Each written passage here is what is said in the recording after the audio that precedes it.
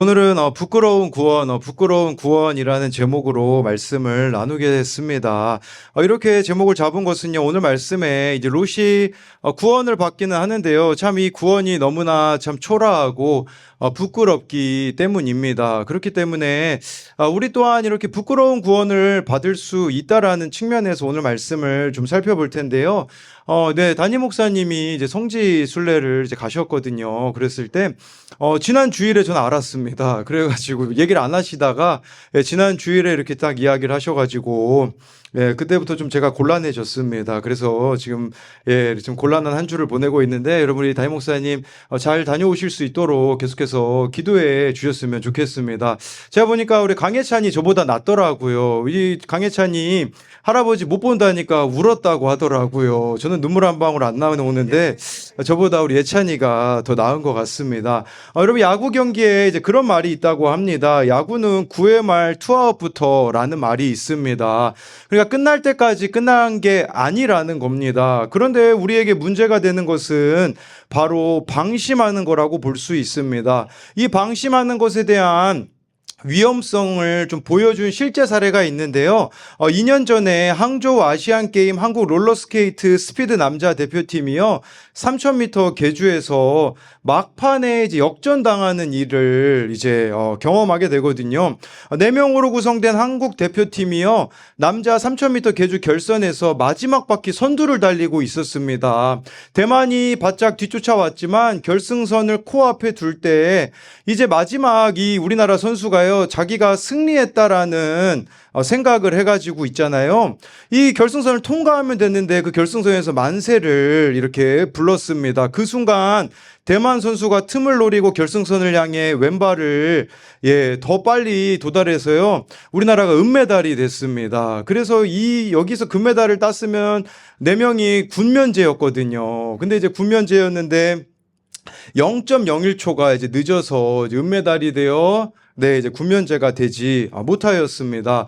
은메달도 사실 대단한 거 아닙니까? 근데 그 은메달을 받았을 때 마지막 주자였던 분이 시상식을 마친 후에 이렇게 인터뷰했습니다. 내 실수가 너무 크다. 동료들에게 미안하고 응원해 주신 분께 죄송하다. 내가 방심하고 끝까지 스케이트를 타지 않는 실수를 했다. 같이 노력한 동료들에게 너무 미안하다고 거듭 사과했다고 합니다. 네, 여러분 우리도요. 이 코앞에 지금 결승선이 있는데 코앞에 구원의 길이 있는데 우리 또한 이 구원의 기회를 놓칠 때가 있다라는 것을 여러분들에게 말씀드리고자 하는 겁니다. 그래서 오늘 말씀을 통하여서 우리가 이 부끄러운 구원을 피하기 위하여서 어떻게 해야 하는가 2가지를 살펴볼 텐데요. 첫 번째로요. 부끄러운 구원을 피하려면 심판의 때를 준비해야 합니다. 우리 23절부터 25절을 같이 읽어보겠습니다. 시작. 롯이 소알에 들어갈 때에 해가 돋았더라. 여호와께서 하늘 곧 여호와께로부터 유황과 불을 소돔과 고모라에 비같이 내리사 그 성들과 온 들과 성에 거주하는 모든 백성과 땅에 난 것을 다 엎어 멸하셨더라. 23절 말씀을 보면요. 롯이 이제 소알에 들어갈 때에 해가 돋았다고 말씀해 주고 있어요. 여기서 기억해야 되는 것은 소알에 들어갔을 때 해가 돋았다라는 사실입니다. 물론 롯이 소돔에서 나올 때 지난주 말씀에 좀 지체하기는 했지만 심판이 임한다라는 것을 나의 이야기로 들었기 때문에 롯은 살아났습니다. 해가 도단한 것이죠. 여러분 우리도 마찬가지입니다. 심판과 같은 일이 우리들 가운데 일어났을 때 우리는 인생이 끝났다고 생각할지 모릅니다. 그럼에도 불구하고 그 가운데 우리가 하나님의 말씀을 듣고 순종하면요. 해가 반드시 돋을 날이 우리들의 인생에 있다라는 것이에요. 여기 23절에 우리가 주목해서 봐야 되는 단어는 소알이라는 단어입니다. 소알은 작은 것이라는 의미가 있어요. 그러니까 구원과 심판이라는 것은요.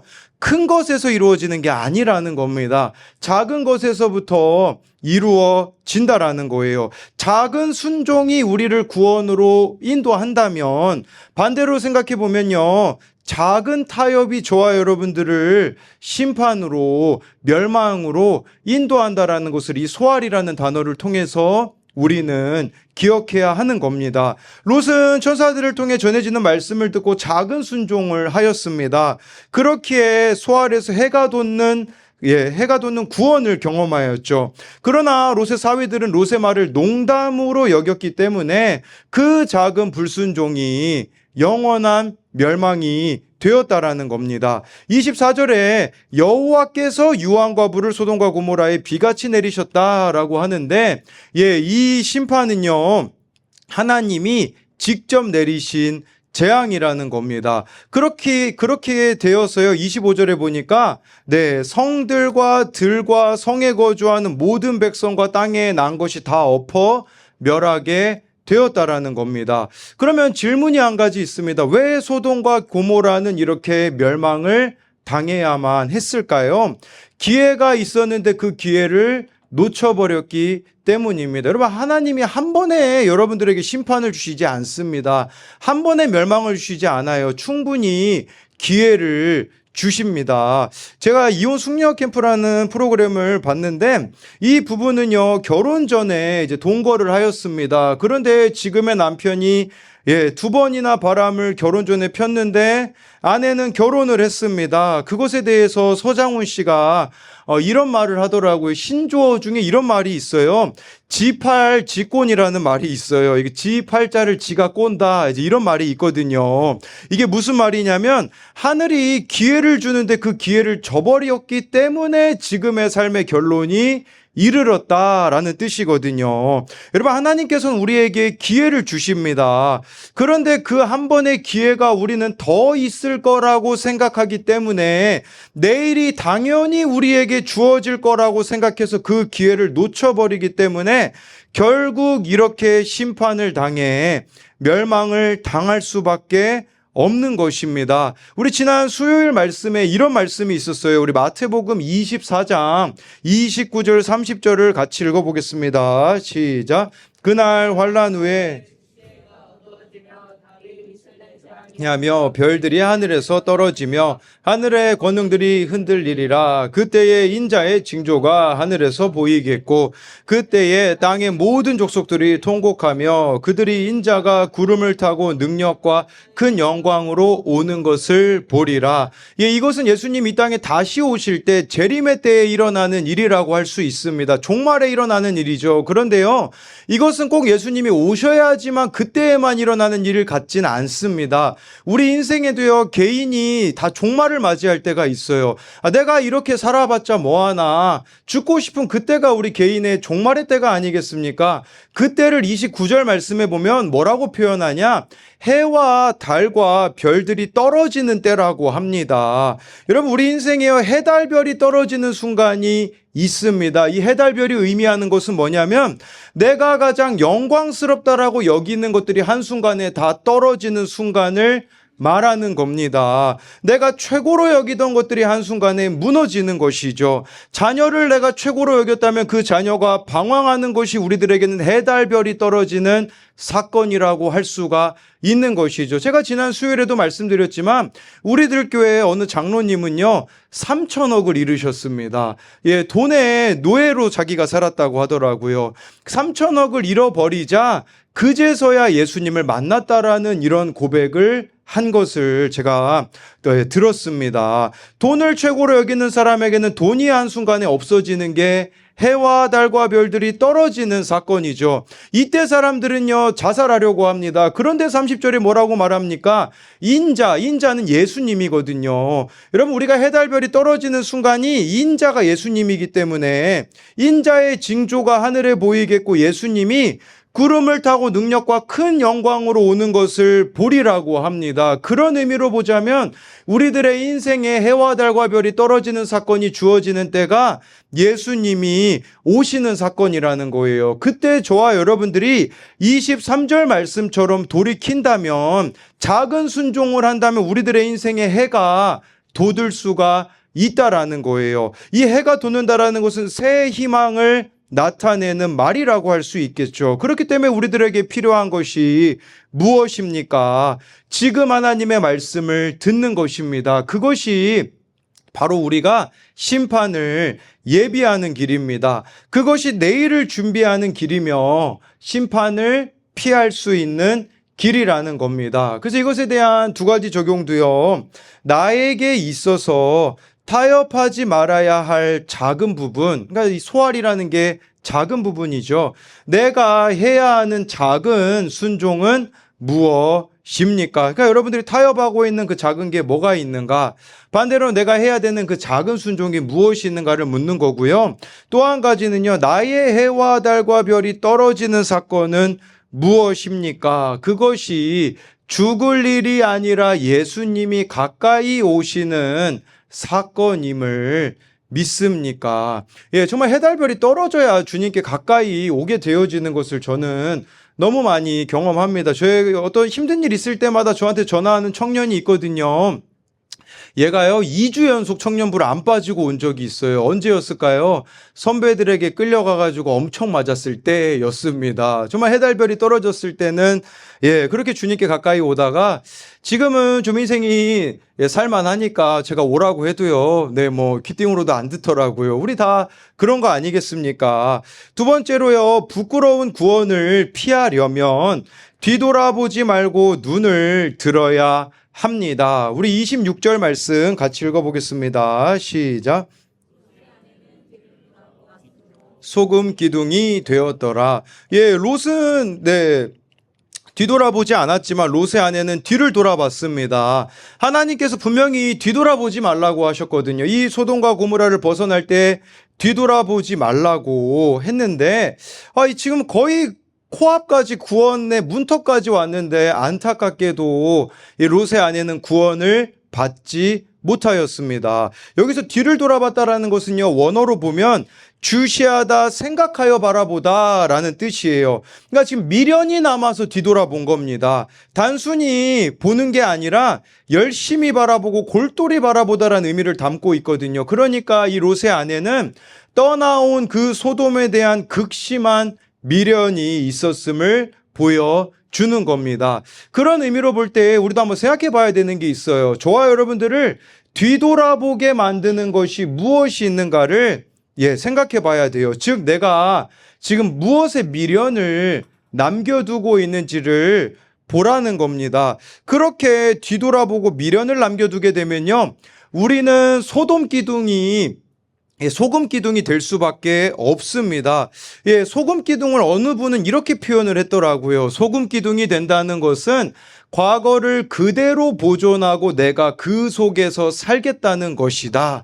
여러분, 이 소금 기둥 같은 사람은요, 굳어 있어요. 멈춰 있어요. 과거에 머물러 있어요. 예를 들어 과거에 어느 상처를 받게 되면 그 상처로부터 벗어나지 못하고 그 상태로 계속해서 머물러 있는 상태가 저와 여러분들이 소금 기둥이 되어 있는 상태라고 볼 수가 있는 것이에요. 믿음으로 하나님께 한 발자국 내딛지 못하고 제자리 걸음하고 있는 상태가 소금 기둥이 된 상태라고 할 수가 있습니다. 그렇게 과거에만 머물며 자기 연민에 여러분들이 빠져 있다면 지금 소금 기둥이 되어 있다라는 겁니다. 우울함에 빠져서 아무것도 하기 싫고 무기력하게 가만히 있는 소금 기둥 상태가 내가 아닙니까? 영적인 감각을 잃어버리고 영적 마비 상태에 머물러 있다면 왜 그렇겠습니까? 지금 내가 뒤돌아보고 있는 것이 있기 때문이라는 것이에요. 어쩌면 이 롯의 아내는요, 한 번만 뒤돌아보겠다고 했을지 모릅니다. 여러분, 우리도 이 한 번으로 인하여서 망하는 경우가 너무나 많이 있습니다. 도박이나 주식이나 간음에 대해서도 이번이 마지막이야 한다고 하면서 뒤돌아본다면 절대 그것으로부터 벗어날 수가 없습니다. 하나님께서 마지막 기회를 주셨는데 롯의 아내는 뒤돌아보았기 때문에 결국 구원을 받지 못하였습니다. 김양재 목사님의 가정아 기뻐하라 라는 책에 보면요, 이런 내용이 나옵니다. 제가 전도한 분 중에 의사 남편을 둔 부인이 있었습니다. 그 부인은 첫 딸의 입시 실패를 통해 예수님을 믿게 되었고 열심히 교회를 다니며 큐티 모임에 참석했습니다. 그런데 아이들이 모두 대학에 붙고 나자 큐티 모임에서 발길을 끊었습니다. 결혼 초부터 다른 여자와 두 집 살림을 해온 남편의 문제가 해결되지 않았음에도 워낙 잘 사는 집안인데다 아이들 입시도 끝나 환경이 편해지자 예배의 감격이 사라진 것입니다. 어느 날 그 부인이 말기암으로 시한부 인생을 살고 있다는 소식을 듣고 서둘러 찾아갔습니다. 지금 살아날 길은 말씀밖에 없다고, 병이 낫는 것보다 남편과 아이들이 예수님을 만나고 구원받는 것이 소원이 되어야 한다고 안타깝게 전했습니다. 암을 치료하지 못해 세상을 떠나게 되더라도 엄마의 소원은 너희가 예수 잘 믿는 것밖에 없다라는 한마디를 남기고 가야 한다고 권면했습니다. 하지만 부인은 결국 그 한마디를 하지 못했습니다. 죽기 전 마지막 소원이 아들 결혼시키는 것이었는데, 믿음은 없지만 학벌이 정말 좋은 며느리감과 결혼시키는 일에만 에너지를 쏟다가 아들을 결혼시킨 직후에 세상을 떠났습니다. 그러나 학벌 좋은 며느리는 시어머니의 장례 예배에도 참석하지 않았고 아들도 교회를 떠났습니다. 믿음의 유산을 물려주지 못한 이 가정을 하나님이 얼마나 안타까워하시겠습니까? 내가 소금 기둥이 된 것을 하나님이 얼마나 안타까워하시겠습니까? 저는 이 예배 시간에도 소금 기둥 되시는 분들이 있어 보입니다. 네, 항상 꿈나라가 계시는 분들, 네, 소금 기둥이세요. 네, 그리고 여러분 구원하고 좀 거리가 머니까 좀 정신 차리셔야 됩니다. 27절, 28절 같이 읽어보겠습니다. 시작. 아브라함이 그 아침에 일찍이 일어나 여호와 앞에 서 있던 곳에 이르러 소돔과 고모라와 이 가마에 연기같이 치솟음을 보았더라. 네, 뭐 효과가 좀 있었네요. 네, 그랬는데 여기 27절에 아브라함이여 일찍 일어나 여호와 앞에 서 있던 곳에 이르렀다라는 거예요. 이게 뭘 말하겠습니까? 소돔과 고모라에 일어나는 일을 남일로 여기지 않았다라는 겁니다. 여러분, 우리에게도 이런 관심이 필요한 것 같아요. 우리나라에 일어나는 일도 남일로 여기지 않고 나의 일로 여기는 거.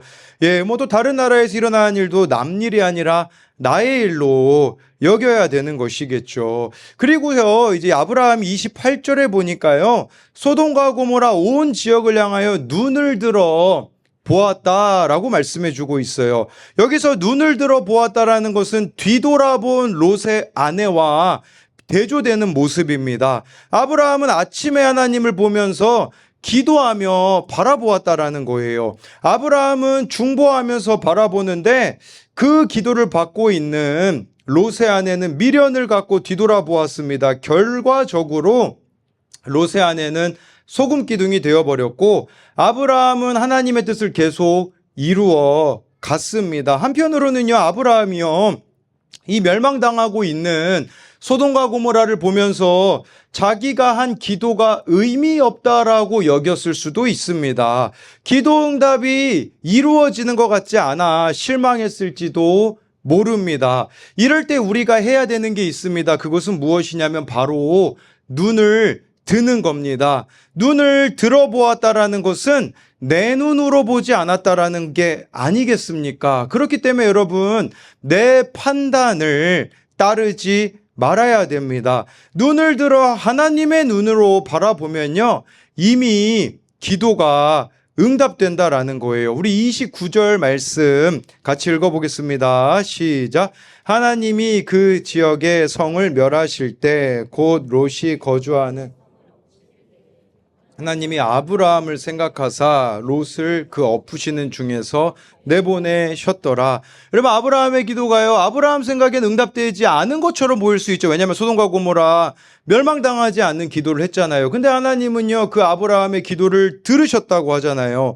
그래서 롯을 그 엎으시는 중에 내보내셨다라는 것은요, 여러분들이 구원을 위하여서 심은 기도는 땅에 떨어지지 않는다라는 사실을 보여주는 겁니다. 저에게 은혜가 되었던 것은 여기 나와 있는 아브라함을 하나님이 이제 생각하사라는 이렇게 말씀이 기록되어 있는데, 이 생각하사라는 단어를 히브리어로 보면요, 이것은요, 조각하다, 새기다라는 뜻이 있어요. 그러니까 하나님이요, 아브라함을 마음속에 조각하고 새기셨다라는 거예요. 아브라함을 마음에 품고 계셨다라는 거거든요. 여러분, 우리의 기도가 영향력이 있는 건 바로 여기에 있어요. 정말 저와 여러분들이 중보자로 살아가잖아요. 기도하는 자로 살아가잖아요. 하나님이 자기 마음에 우리를 품고 계신다라는 거예요. 롯이 구원받을 수 있었던 것도 그가 믿음의 길을 간 것도 있겠지만 아브라함이 그 땅을 향해 바라보고 있듯이 하나님이 아브라함을 바라봤기 때문에 일어난 일이라는 거예요. 그래서 우리가 하나님의 사람으로 중보하면서 살아가는 것이 너무나 중요합니다. 여러분, 구원은요, 그냥 이루어지는 게 아닙니다. 아브라함과 같이 중보하는 사람을 통하여서 이 구원이 이루어지는 것이에요. 롯이 구원을 받지만 롯의 구원은 부끄러운 구원입니다. 여러분, 또 이 부끄러운 구원을 받은 사람이 누가 있냐면 예수님이 십자가에서 죽으실 때 우편 강도가 부끄러운 구원을 받았습니다. 왜 이 부끄러운 구원, 이게 왜 부끄러울까요? 그것은요, 한 영혼을 구원으로 인도해 본 적이 없기 때문입니다. 더 쉽게 말씀드리면요, 우리가 예수님을 믿으면 하나님의 자녀가 되는데 한 번도 하나님의 마음을 품어본 적이 없는 사람이기 때문에 부끄러운 구원이라는 거예요. 우리 강한결이 제일 좋아하는 찬양이 천하의 불효자라는 찬양이거든요. 여러분, 우리가요, 한 영혼을 품어본 경험이 없다면 불효자인 겁니다. 왜냐하면 한 영혼을 품어보지 않았다라는 것은 하나님의 마음을 내가 한 번도 품어본 적이 없다라는 뜻과 동의어이기 때문이라는 거예요. 아브라함 같은 경우는요, 한 영혼을 품고 있잖아요. 롯을 품고 있지 않습니까? 여러분, 왜 아브라함에게 자식이 안 생길까요? 그 이유는요, 이 자식이 생기기 전에 먼저 한 영혼을 품고 사랑하는 마음을 배우라는 거예요. 근데 이것이 이루어지지 않은 상태에서 아브라함에게 자식이 생기면 그 자식만 바라볼 것이기 때문에 한 영혼을 품는 그 마음을 배울 수 없기 때문에 하나님이 지체하고 계신다라는 것이겠죠. 그래서 이 한 영혼의 귀함을 배우라고 하나님은요, 배신하는 롯을 먼저 품게 하셨다라는 겁니다. 반면에 롯은요, 세상적으로는 부족함이 없었을지도 모릅니다. 세상의 지위, 인정, 원하는 거 모두 얻었습니다. 그러나 그는 한 사람도 구원으로 인도해 본 적이 없습니다. 인생의 한 자락도 하나님 아버지의 마음을 품어본 적이 없는 것입니다. 최근에 새롭게 하소서에요, 히즈빈스 임정택 대표님이 나와 간증하는 영상을 보았습니다. 그는 대학생 시절에요, 제2의 빌 게이츠를 꿈꿨다고 합니다. 열심히 공부해서 좋은 대학에 들어가 큰 회사를 만들면 자기가 제2의 빌 게이츠가 되겠다 싶었다고 합니다. 그러다가 25살에 이분이 한동대를 다니시던 시절에 홍콩에서 아시아 대학생 창업 교류전이라는 이 대회가 열렸습니다. 나가게 되었는데 조원들이요, 중국, 일본, 싱가포르에서 온 친구들인데 꿈을 나누라고 해서 이 조원들과 꿈을 나누는데 부끄러움을 느꼈다고 합니다. 왜 그러냐면 중국 북경대 어떤 학생이요, 꿈이 뭐냐고 물어보자 나는 세상을 바꿀 꿈을 갖고 있어. 특정 지역에 이제 굶어 죽어가는 사람이 있대요. 그러니까 이 학생의 꿈은 뭐냐면 자기가 북경대, 뭐 중국에서 최고의 대학 아니겠습니까? 거기를 졸업하고 그 지역에 가서 그 마을을 살리는 일을 하겠다라고 하였는데 임정택 씨와 동갑이었다고 합니다. 그 중국 친구는 하나님을 안 믿는데도 이런 꿈을 품었는데 자기가 너무 부끄럽게 여겨지는 거예요. 그래서 홍콩에서 일정을 마치고 한국에 돌아오는데 포항으로 가는 6시간 버스에서 그때 하나님께 간절히 기도했다고 해요. 하나님, 정말 살아계신가요? 하나님이 살아계시면 왜 저를 만드셨고 제가 어떻게 살아야 할지 좀 가르쳐 주세요. 그런데 정말 살아계시면 제가 어떻게 살아야 하는지 제발 가르쳐 주세요. 이 기도만 하고 왔는데 그때 떠올랐던 성경 말씀이 있었다고 합니다. 그 성경 말씀은 마태복음 25장 40절입니다. 우리 같이 읽어보겠습니다. 시작. 임금이 대답하여 이르시되 내가 진실로 너희에게 이르노니 너희가 여기 내 형제 중에 지극히 작은 자 하나에게 한 것이 곧 내게 한 것이니라 하시고, 이 말씀을 주셨다고 해요. 지극히 작은 자 하나에게 한 게 예수님께 한 거라면 그보다 더 귀한 일은 없다라는 거죠. 그래서 이제 이분이 꿈이 바뀌어요. 어떤 꿈을 품냐면 장애인 분들이 일자리가 없다라는 것을 알게 되었고, 사회적 기업으로 그분들을 카페에서 일하실 수 있도록 하는 사회적 기업을 만들었다고 합니다. 우리나라의 최고의 바리스타가 포항에서 카페하고 계셨는데, 이분이 찾아가가지고 4명의 이 장애를 가지신 분들을 가르쳐 달라고 해서 정말 그분들을 그 바리스타가 가르쳐 주고요. 예, 이제 한 동대 내에서 카페를 만들었는데, 많은 사람들이 줄을 서서 왔다고 합니다. 어떻게 오셨냐고 물으니 드디어 한동대가 커피가 맛있는 집이 들어왔다고 합니다. 바리스타가 다 정신장애인이었지만 학생들은 몰랐습니다. 어느 날 한 여학생 손님이요, 커피를 주문하고 어느 바리스타, 예, 그 장애이신 분을, 그 선생님을 가리키면서 저 선생님이 커피를 내려주시면 안 되겠냐고 물었다고 해요. 그래서 왜 그러시냐고 물어보니, 제가 이지 커피를 좋아해서 오는데 저분이 내려주시는 커피 맛을 잊을 수가 없어요. 그 말을 들은 그 장애를 앓고 계시는 그 바리스타 선생님 기분이 어떻겠습니까? 그렇게 그 이야기를 듣고요, 커피를 절도 있게 내리는 걸 처음 봤다고 합니다. 커피 머신을 봐야 되는데 자꾸 그 여학생을 봤다고 하더라고요. 만들어서요, 그 여학생에게 가져다 주면서 이렇게 그분이 이야기했다고 합니다. 맛 없으면 환불해 드리겠습니다. 그 여학생이 뚜껑을 열더니 너무 맛있다고 이렇게 하는데, 예, 그날 저녁에 퇴근 전에 이제 여기도 원칙이 있거든요. 나눔의 시간과 기도의 원칙이 있는데, 그런 오늘 경험을 한 이 바리스타 선생님이요, 이렇게 이야기했다고 합니다. 임 대표, 내가 어떻게 살았는지 알잖아. 내가 20대에 발병해서 20년 동안 수십 번의 정신병원에 입원하고 퇴원하고 3번 이상 자살 시도하고, 내가 아는 친한 사람들은 다 떠나고 인생을 포기하자라고 했는데 43년 살면서 나는 오늘이 가장 행복해. 나 왜 사는지 알 것 같아. 너무 고마워 라고 했다고 하더라고요. 놀랍게도요, 그날이 그분에게만 기쁜 날이 아니라 이 임 대표님에게도 가장 행복한 날이었다고 합니다. 그러면서 깨닫게 된 게요, 나로 인해 옆에 사람이 행복하다라는 게 진짜 행복임을 깨달았다고 하더라고요. 매장 중에요, 이제 명동 성당 앞에 히즈빈스 명동점이 있는데, 거기에 뭐 가명으로 이렇게 부르는데 데이지라고 불리는 바리스타가 있다고 합니다. 이분은 20대 때 수학교사였습니다. 유학도 다녀오고 아이들을 가르치는 것도 너무 좋아했는데 29살에 갑자기 조현병이 찾아온 겁니다. 누가 그 병을 갖고 싶어서 가지는 게 아니잖아요. 그때부터 이분은 10년 동안 천장만 보고 살았다고 합니다.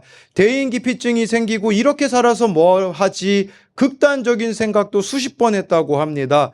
10년 뒤에 이 히즈빈스에 취업을 했어요. 처음에는 대인기피 때문에 버스를 탈 수 없어서 택시를 타고서 왔다 갔다 했다고 합니다. 사람들을 마주칠 수 없어 매니저님 뒤로 숨고 했는데, 이분이 일한 지 3개월 만에 10년 동안 안 탔던 버스를 타고 출퇴근을 하고요. 지금은 일한 지 3년이 넘었는데 최근 임 대표님이 이분을 만났는데 퇴근하고 친구들 만나는 약속이 잡혀 있고, 이제는 명동에서 쇼핑을 하며 집에 갈 정도로 회복이 되었고요. 어머니께서 이렇게 매니저님에게 울면서 전화를 했다고 해요. 죽을 때까지 내 딸이 이렇게 살 줄 알았는데 이제는 일도 잘해, 월급도 잘해, 사회생활도 잘해, 기적과도 같아요. 이 모든 걸 임 대표님이 경험하면서 하나님의 마음을 알게 되었다고 합니다. 하나님은요, 사업을 잘해라, 규모를 키워라, 거기에 관심 있는 분이 아니라 한 사람을 살리기 위해 모든 판을 짜시는 분이라는 것을 알게 되었다라는 거예요. 한 영혼을 살리기 위해 회사를 만드시고 한 영혼을 살리기 위해 모든 것을 동원하시는 하나님을 그는 경험하였다라는 거겠죠. 여러분, 우리에게도 이 마음이 우리들 가운데 품어질 수만 있다면 어떻게 하겠습니까? 지극히 작은 자를 위해 나의 삶을 던지는 것이죠. 제가 어제 거기 제가 필리핀에서 그 CCC라는 선교단체에 있었는데, 거기는 뭐 아빠 순장, 뭐 아들 순원, 뭐 이렇게, 그러니까 뭐 스승 제자 관계로 이렇게 다 연결되어 있거든요. 저의 그 아들 순원이 결혼이 있어서 다녀왔습니다. 사실은 가지 않으려고 했습니다. 뭐 설교 준비로 인한 분주함도 있었지만 예, 제가 선교단체에서 좀 잘못 살았던 부분들도 있어서 마주치면 좀 불편한 애들이 몰려 있더라고요. 예, 심지어 소리사모 만나기 전 여자친구도 온다는 소식에, 제 전 여자친구도 온다는 소식에 당연히 안 가고 싶죠. 그래서요, 제가 안 가려고 막 우리 백성호 청년이 자기는 가는데 가냐고 해서 안 간다고 제가 얘기를 해놨거든요. 근데 자꾸 마음이 이제 찔림이 없는 거예요. 왜냐면 어제 큐티 본문이 다 나음을 얻으리라, 이 관계가 다 회복된다라는 의미로 전 다가와서 부담이 되는데 제가 금요일 밤에 이런 마음으로 하나님께 기도했어요. 하나님, 제가 설교 준비가 빨리 맞춰지면 가겠습니다. 제가 금요일에 늦게 잤거든요. 이제 천천히 일어나야죠. 안 가려면. 딱 늦게 잤는데 문제는 뭐냐? 강혜찬 옆에 잔 게 문제예요. 얘가 얼마나 굴러다니나. 저를요, 막 4시부터 계속 깨워요. 굴러다니면서. 그래서 4시 반에 저절로 눈을 떴어요. 눈을 떠가지고 4시 반에 부목사실 내려와가지고요.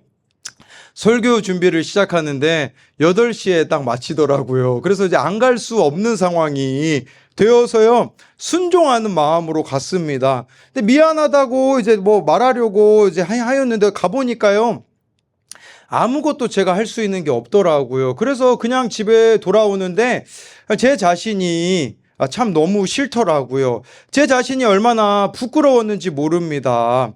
예, 그래서 이제는 어제 저녁까지 좀 그런 시간이 있었는데 어제 밤 10시쯤에요. 교회 차를 이제 다시 주차를 제가 하고 있었는데 최근에 이제 우리 교회 다니게 된 청년이 있어요. 네, 우리 현섭이라고. 우리 현섭이가요, 제가 딱 주차를 마쳤는데 교회 앞에 와 있더라고요. 청년부 마치고서 어떤 아는 형을 만나서 그 형을요, 우리 교회 앞까지 데리고 온 거예요. 그래서 우리 교회를 보여주면서 이제 다니라고 우리 현섭이가. 예, 아는 형을 데리고 와서 저도 아무 준비 안 된 상태로 그 형과 막 인사하면서 우리 나중에 밖에서 만나자고 이렇게 했는데 문득 저에게 이런 물음이 던져지더라고요. 아니, 왜 우리 현섭이는 그 형을 이렇게 교회 앞으로 데리고 오고 나를 소개시켜 주었을까를 생각해 보니까 한 가지밖에 없더라고요. 이 청년이 교회를 사랑하기 때문이에요. 그래서 제가 어젯밤에 회개가 되어지더라고요. 여러분, 제가 왜 아는 동생 결혼식에서 그렇게 부끄러워해야 됐을까요? 답은 한 가지더라고요. 그것은 20대 초반의 인생을 마음대로 살아서입니다. 예, 하나님이 어제 저를 회개케 하신 게 뭐냐면 너의 진짜 잘못은 한 영혼을 귀하게 여기지 않은 것이다 라고 하더라고요. 우리 청년들 잘 들으세요. 외롭다고 아무나 만나지 마세요. 그것도 한 영혼을 쉽게 여기는 것일 수 있더라고요. 저는 어제 처음 이걸 회개했어요. 제가 그 전 여자친구 만났던 것도 있잖아요. 내가 이 자매를 쉽게 여긴 거구나. 한 영혼을 귀하게 여기지 않은 거구나 라는 것을 깨닫게 되어지더라고요. 롯처럼 마음대로 사는 게 죄구나. 그렇게 마음대로 살아가니 한 영혼에 대한 소중함을 모르니 그들에게 상처를 준 가해자라는 게 너무 크게 깨달아져서 회개하게 되더라고요. 어제 제가 우리 청소년 중에 민규라는 애를 만났거든요. 우리 GSM하고 만났는데, 예, 우리 민규, 예, 그래서 민규한테 제가 그런 질문을 했어요. 민규야, 너 여자친구 사귀고 싶니? 그랬더니 사귀고 싶죠. 그랬더니 우리 옆에 있던 GSM이 그러더라고요. 20살까지는 절대 안 된다. 이렇게 얘기를 해줘서, 예, 우리 GSM이 자기 반에 맡겨진 우리 종호랑 민규가 아직 모태 솔로거든요. 우리, 예, 교회용어로 나실인이죠. 정말 이 아이들이 저 그런 소망이 들더라고요. 저보다 낫다라는 생각이 들더라고요. 지금 이성교제하고 계시는 한진교 회개하십시오. 네, 아닙니다.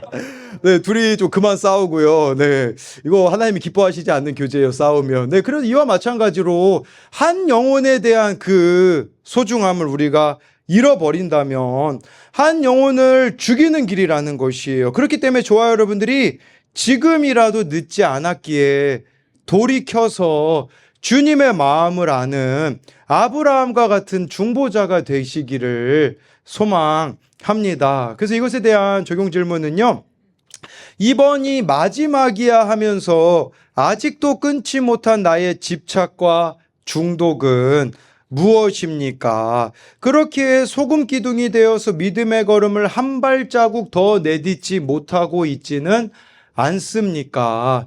또 한 가지는요, 내 가족, 내 지체들에게 내려진 심판을 남의 일로 여기고 있진 않습니까? 아브라함처럼 중보하며 구원으로 인도해야 하는 사람이 있습니까?